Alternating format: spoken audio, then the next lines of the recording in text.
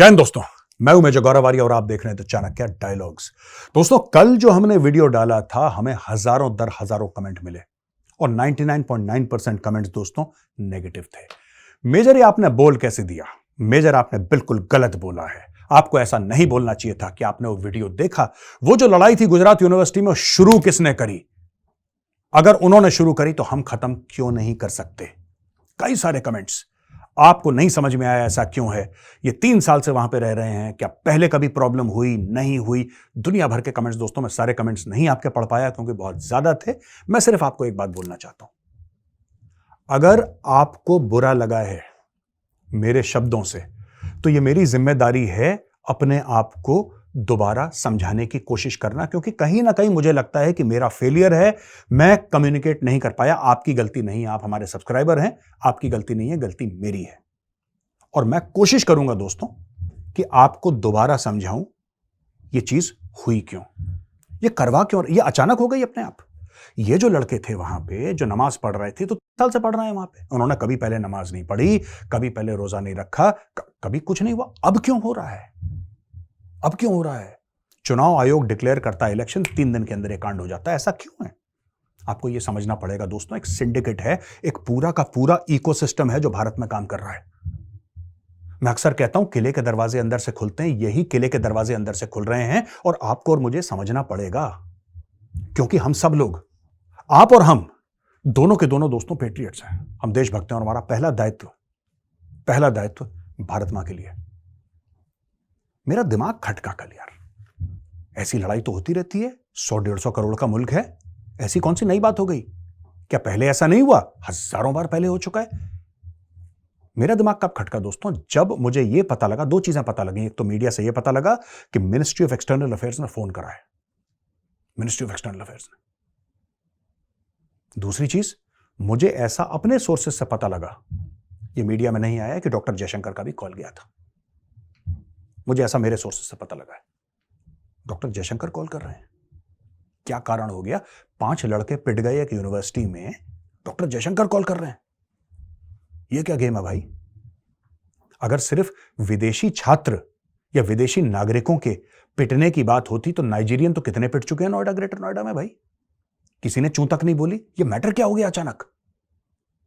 दोस्तों, स्टोरी है ना कि लोग भड़काने की कोशिश कर रहे हैं, लोग दरारें ढूंढते हैं। हमें यह बात समझनी पड़ेगी, आपको और मुझे।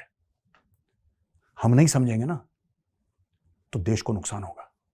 आप लोग इस मैटर को पॉलिटिकली देख रहे हैं। मेरी राजनीतिक समझ नहीं है। आपको यह बात समझनी पड़ेगी। आप इतने साल से मुझे जानते हैं, आपको यह बात माननी पड़ेगी, यह बात समझनी पड़ेगी कि मेजर की पॉलिटिकल सेंस 0 है, पर हां, मेजर की जियोपॉलिटिकल सेंस बड़ी तगड़ी है। आपने ज्यादातर, मैं सबकी बात नहीं कर रहा क्योंकि सबके ओपिनियंस अलग होते हैं, लेकिन ज्यादातर आप लोगों ने कमेंट से मुझे ऐसा लगा कि आप लोगों ने इसको एक पॉलिटिकल लेंस से देखा। दोस्तों, मैंने इसको ना एक जियोपॉलिटिकल लेंस से देखा, इसीलिए मैं इस नक्शे के सामने खड़ा हूं आज।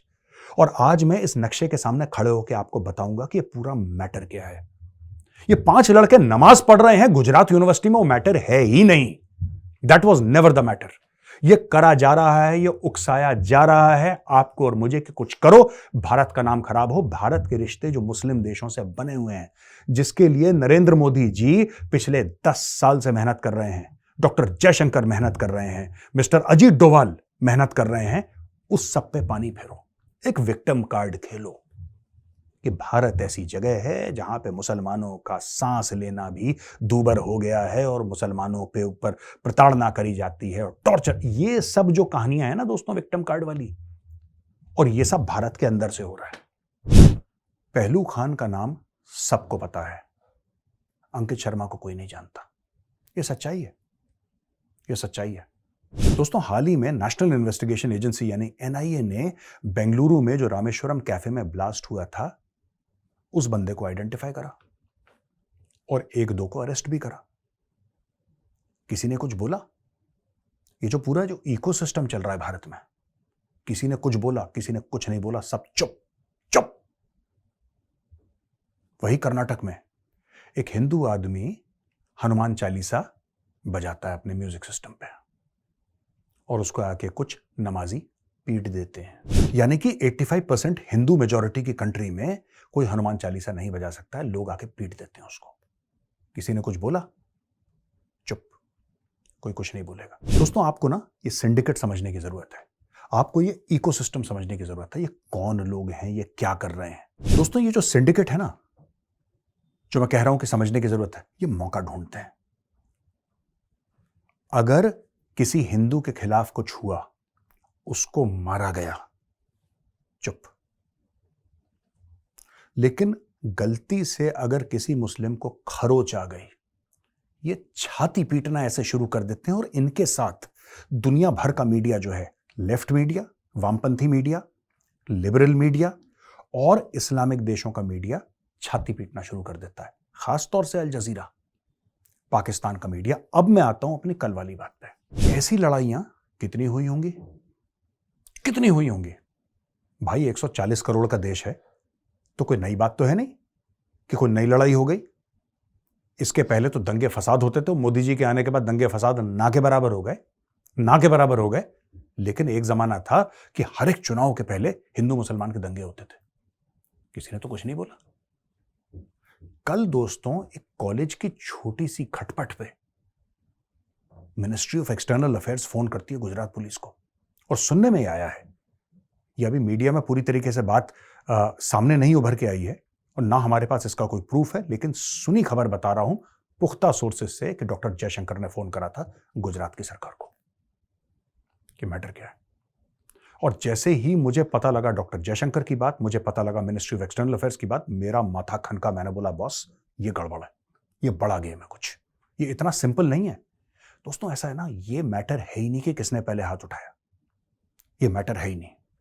ये वो मैटर है कि भारत जहां पे विश्वगुरु बनने जा रहा है, वहां पे भारत का नाम कैसे खराब करो। और ये हमारे कंट्री के अंदर, हमारे देश के अंदर, ये बॉलीवुड, ये एनजीओ वाले, ये फैक्ट चेकर, ये सब लोग मिलकर कर रहे हैं, सब लोग मिलकर। वो जिसने हनुमान चालीसा बजाई थी अपने म्यूजिक सिस्टम पे, उसका कोई नाम नहीं ले रहा है। लेकिन ये देखिए फॉरेन मीडिया क्या कह रहा है, क्या कह रहा है, देखिए सब हेडलाइंस देखिए। अब दोस्तों, आपको बात समझ में आ रही है। आप कह सकते हैं कि इनको बोलने तो मरने दो यार, हमें क्या फर्क पड़ता है। नहीं, ऐसी बात नहीं है। इसमें बहुत कुछ फर्क पड़ता है भारत को, इसलिए मैंने बोला था। ये सब गेम है कि ये कोई आपको धक्का देगा, ठीक है, आप चुपचाप बैठे हैं, किसी ने आपको धक्का दिया, आपने उसको वापस धक्का दिया, वो खेलेगा विक्टिम कार्ड। अब आप ये बोलें साहब वो हमें धक्का देते कि हम जवाब न दें, मैं ये नहीं कह रहा आपसे, मैं बिल्कुल ये नहीं कह रहा। मैं कुछ और कहना चाह रहा हूं कि ये मैटर जिसको आपने कल गलती से, और गलती मेरी है, मैं ये नहीं कह रहा कि आपकी गलती है, आप हमारे दर्शक हैं, आप हमारे सब्सक्राइबर हैं, गलती हमारी है, मैं आपको ठीक से नहीं समझा पाया। मैटर पॉलिटिकल नहीं है दोस्तों, ये मैटर जियोपॉलिटिकल है। हमें सबसे पहले समझना पड़ेगा कि मैटर है क्या। अब दोस्तों, क्या आपने टाइमिंग देखी है? 4-5 अलग अलग देश के लड़के वहां पे नमाज पढ़ रहे हैं, भीड़ आती है और भीड़ उन पे अटैक करती है। आपने कभी टाइमिंग देखा है? ऐसा क्यों हुआ?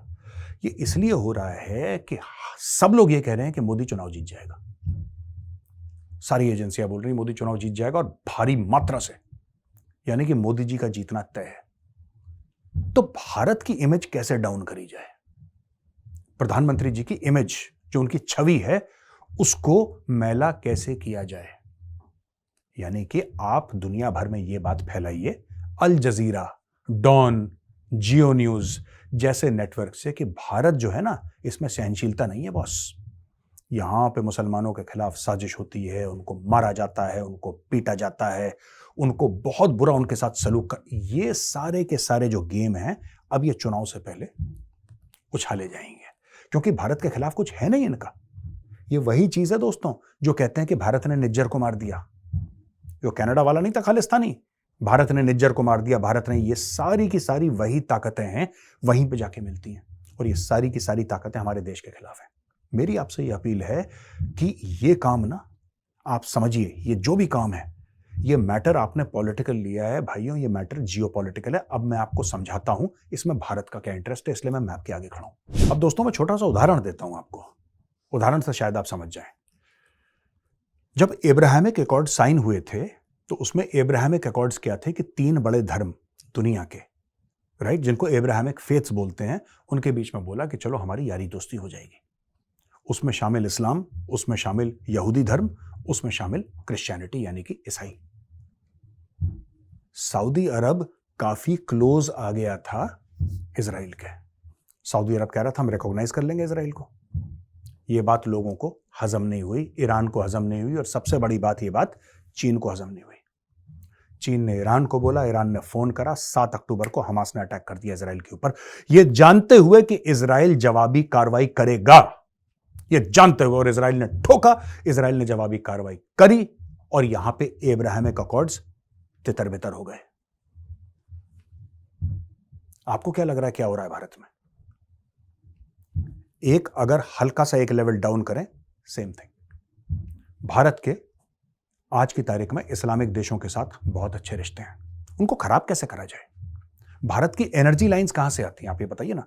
भारत अपना तेल कहां से ले रहा है? रूस से तो ले रहा है, वो एक बात है, लेकिन आज की तारीख में वापस भारत ने ज्यादातर तेल जो लेना शुरू करा है दोस्तों, वो मुस्लिम देशों से लेना शुरू करा है। किस तरीके से भारत की छवि खराब करी जाए, किस तरीके से उन मुस्लिम देशों में भारत के खिलाफ एक पब्लिक सेंटिमेंट को हवा दी जाए, इस आग को हवा दी जाए कि भारत में तो मुसलमानों को मार देते हैं, ये करते हैं, ये सारा का सारा ड्रामा कैसे करा जाए। मैं आपको 2 चीजें शॉर्ट में समझाता हूं, फिर मैं आपको बताऊंगा क्यों मेरा दिमाग जैसे ही मिनिस्ट्री ऑफ एक्सटर्नल अफेयर्स, वरना मैं तो, आप जानते हैं मुझे, इतने सालों से मैं वीडियोस बना रहा हूं, आपने कभी देखा मैंने इन मामलों पर कमेंट करा? मुझको लेना ही नहीं इन सब चीजों से, मुझे क्या मतलब है 4 लोग भिड़ गए, ये चाणक्य डायलॉग्स के ये टॉपिक होते हैं, 4 लोग भिड़ गए? नॉट एट ऑल, आज तक नहीं करा हमने। कल क्यों करा? क्योंकि मिनिस्ट्री ऑफ एक्सटर्नल अफेयर्स बीच में पड़ी, और जैसे ही पड़ी मैं समझ गया गेम क्या है। अब मैं आपको 2 उदाहरण देता हूं दोस्तों। अब दोस्तों मैं आपको यह समझाता हूं कि भारत के इंटरेस्ट्स क्या हैं।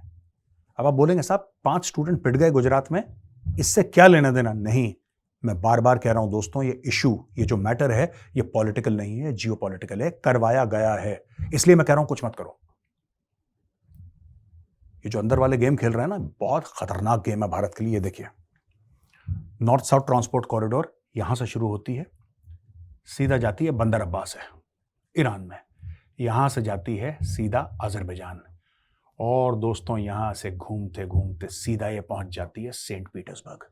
सेंट पीटर्सबर्ग रशिया का सबसे बड़ा वेस्टर्न मोस्ट शहर है, यानी कि ये रूस है, रूस का एक्सट्रीम वेस्ट है सेंट पीटर्सबर्ग, इसके आगे फिनलैंड है, यानी कि ये कॉरिडोर आपको सीधा सीधा डायरेक्ट एक्सेस देता है वेस्टर्न यूरोप को। लेकिन ये गुजरता कहां से है? ये गुजरता है ईरान से, जो कि एक इस्लामिक मुल्क है, ये गुजरता है अजरबैजान से, जो कि एक इस्लामिक मुल्क है। अब दोस्तों आते हैं India middle east Europe economic corridor, जो कि बहुत जरूरी है भारत के लिए, क्रिटिकल है भारत के लिए। क्यों है क्रिटिकल, यह भी मैं आपको बताऊंगा। पहले कॉरिडोर का अलाइनमेंट आपको समझा देता हूं। भारत से कॉरिडोर शुरू होता है और यह लैंड करता है यूएई, जो भारत का एक बहुत अच्छा मित्र है, यूनाइटेड अरब एमिरेट्स। यहां से जाता है सऊदी अरब, सऊदी अरब भारत का बहुत अच्छा दोस्त है, यहां से जाता है इजराइल, इजराइल भारत का बहुत अच्छा दोस्त है, और तुर्की को पीछे छोड़ते हुए यह पहुंच जाता है सीधा ग्रीस, जो कि यूरोप का एक हिस्सा है। तुर्की, तुर्की वो जो कश्मीर के बारे में चूं-चूं करता है, तुर्की जो कि सऊदी अरब के खिलाफ है, तुर्की जो पाकिस्तान और अजरबैजान के साथ मिलके भारत के साथ गेम खेलता रहता है, वो तुर्की दोस्तों, तुर्की को आइसोलेट कर दिया। अब दोस्तों ये हमारे लिए क्यों इंपॉर्टेंट है? ये इसलिए इंपॉर्टेंट है क्योंकि ये यहां पे चाइना है, और चाइना का सिल्क रूट या बेल्ट एंड रोड इनिशिएटिव के बारे में आप जानते होंगे, चाइना पाकिस्तान इकोनॉमिक कॉरिडोर के बारे में आप जानते होंगे। चाइना ये सब पाकिस्तान के थ्रू करवाता रहता है, इसमें तुर्की भी मिला हुआ है, इसमें सारे देश मिले हुए हैं, और ये भारत के अंदर कुछ ना कुछ करवाते रहते हैं। और अल जजीरा है कि आखिर आपने कभी सोचा है? Al Jazeera is the public relations wing of the Muslim Brotherhood. Al Jazeera, आप आर्टिकल्स जाके देखिए, उसके अंदर आप उनके प्रोग्राम्स देखिए ओसामा बिन लादेन को लेकर, वो एक्सप्लेन करने की कोशिश करते हैं कि ओसामा ने आखिर वो जहाज जो थे वो क्यों डाले अंदर। वो बताएंगे गलत हुआ, बहुत गलत हुआ, आतंकवादी है, लेकिन किंतु परंतु इफ बट, ये सारा का सारा ड्रामा करते हैं और ये लोग एम्पलीफाई करते हैं। यानी कि चाइना दे रहा है पैसा पाकिस्तान को, और यहां पे पाकिस्तान ये सब करवा रहा है भारत के अंदर। इसीलिए मैं कह रहा हूं दोस्तों, ये जानबूझ के उकसाया जा रहा है, जानबूझ के उकसाया जा रहा है कि ऐसा करेंगे रिएक्शन होगा, देखो मार दिया, देखो मार दिया, देखो मार दिया। इसलिए मैं कह रहा हूं ये हमें इससे गुरेज करना है, इस चीज से दोस्तों दूर रहने की जरूरत है, क्योंकि इससे क्या होता है कि भारत को नुकसान। ये मैं कहना चाह रहा था कल। अगर आपके दिल को किसी भी प्रकार की किसी भी प्रकार का आपको दुख पहुंचा है मेरे कमेंट से, तो मैं आपको यह बता दूं कि मेरा वो बिल्कुल भी इंटेंट नहीं था। मेरा ये इंटेंट था, क्योंकि मैं चीजों को पॉलिटिकली नहीं देखता दोस्तों, मुझ में उतनी समझ नहीं है कि मैं पॉलिटिकली देखूं। मैं चीजों को जियोपॉलिटिकली देखता हूं, क्योंकि मेरी समझ वैसी है, मेरी ट्रेनिंग वैसी है। और मैं आपको यकीन के साथ बताता हूं कि मिनिस्ट्री ऑफ एक्सटर्नल अफेयर्स का फोन नहीं जाता तो मेजर गौरव आर्या कभी वो वीडियो करता ही नहीं, क्योंकि मुझे 2 रुपए का फर्क नहीं पड़ता। लेकिन मैंने इसलिए करा क्योंकि एमईए इन्वॉल्व हो गया, मेरे दिमाग की घंटी बजी, ये नॉर्मल चीज नहीं है। और दोस्तों, मेरी आपसे रिक्वेस्ट है, मेरी आपसे हाथ जोड़ के गुजारिश है, आप इसको नॉर्मल चीज मत समझिए। ये सब चीजें करवाई जा रही हैं और ये चुनाव के पहले और होंगी। मुझे कहना नहीं चाहिए ये बात, ये और होंगी, आप देख लीजिएगा। और आखिरी में दोस्तों एक बात बताना चाहता हूं कि किस चीज पर क्या जवाब देना है। ये समय और जगह ये आप और हम तय करेंगे। आज की तारीख में सिंडिकेट तय कर रहा है। सिंडिकेट को तय मत करने दीजिए, क्योंकि सिंडिकेट करेगा ऐसी चीज, सिंडिकेट भड़काएगा और फिर सिंडिकेट इसको एम्पलीफाई करेगा। आप और मैं डिसाइड करेंगे, सिंडिकेट थोड़ा ना डिसाइड करेगा। बस मुझे आपसे इतना ही बात करनी थी। जय हिंद।